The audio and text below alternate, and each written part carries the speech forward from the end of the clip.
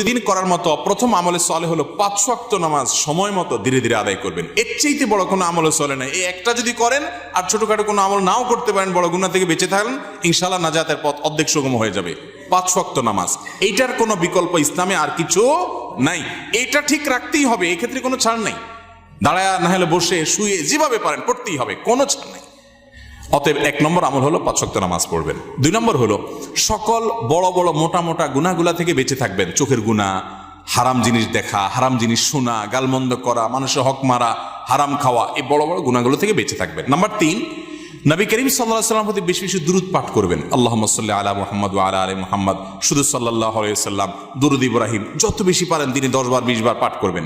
Number 4, ইস্তিগফার বেশি বেশি করবেন। আস্তাগফিরুল্লাহ ওয়া আতুবু ইলাইহি, আস্তাগফিরুল্লাহ ওয়া আতুবু ইলাইহি, আস্তাগফিরুল্লাহ আল্লাযী লা ইলাহা ইল্লা হুয়াল হাইয়ুল কাইয়্যুম, এরকম ইস্তিগফার পড়বেন। নাম্বার 5, যেই কোনো কাজ